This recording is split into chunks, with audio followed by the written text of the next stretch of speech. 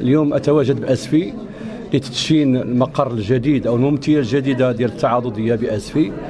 هذا المقر وهذه المعلمة التعاضدية جاءت بناء على طلب من جميع الفعاليات ديال أسفي، لا مناديب ولا فرقاء ولا متعاقدين، كل أجمع على أنه أسفي تستحق مقرا جديدا، واليوم ندشنه بهذه المعايير الجديدة ديال الجودة وديال المعايير اللي غادي تصون الكرامة ديال النساء ورجال التعليم بهذا الإقليم، وغادي تخلي المستخدمات والمستخدمين والأطر ديال التعاضد يقدموا خدمات في مستوى راقي ويتفاعلوا كما قلت لهم مع كل الحاجيات وكل متطلبات ديال المنخرطين والمنخرطات.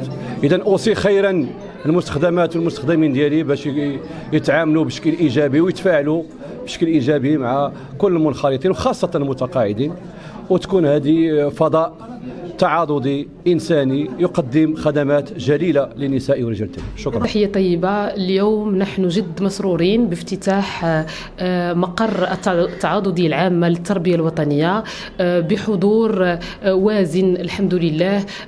صراحة الشغيلة التعليمية كانت بحاجة هذا المقر في هذا المستوى، هي ليست فقط بحاجته بل هي تستحقه، لأننا كنعرفوا أن الشغيلة التعليمية ماشي فقط شريك في التنمية وأساس للنهوض بهذا البلد، وإنما هي أحد أعمدة الأساسية لهذا البلد، وهذا شيء قليل في حق الساكنة، وكان الحمد لله كنشكروا أن على الأقل فرع أسفي اليوم بهذه المواصفات الجد عالية، وكنشكروا جزيل الشكر كل من ساهم في إنجاز هذا المقر، وشكرا. اليوم تم بحول الله وحمده افتتاح المقر الجديد للممثلية الجهوية للتعاضدية العامة للتربية الوطنية بحضور السيد الرئيس الأخ ميلود معصيد، وبحضور مجموعة من الضيوف وعلى رأسهم السيد نائب عامل إقليم أسفي، الكاتب العام لإقليم أسفي، وكذلك السيد الباشا ومجموعة من الأخوات والإخوة.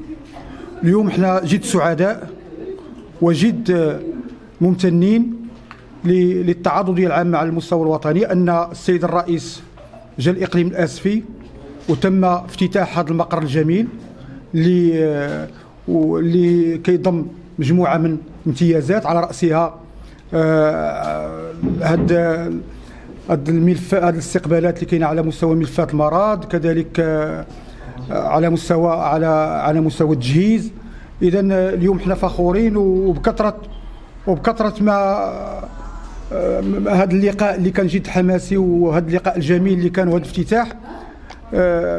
نحن جد سعداء، واخا نعبروا بجميع، ولكن اليوم احنا جد سعداء كثيرا.